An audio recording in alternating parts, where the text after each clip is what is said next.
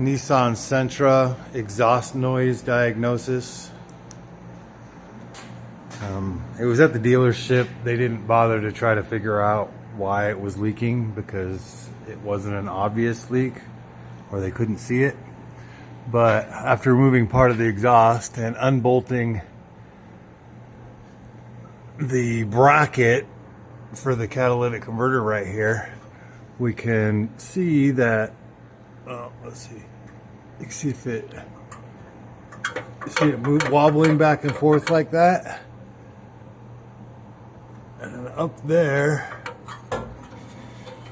where that weld is, there's going to be a crack because it should not be able to wobble back and forth like that.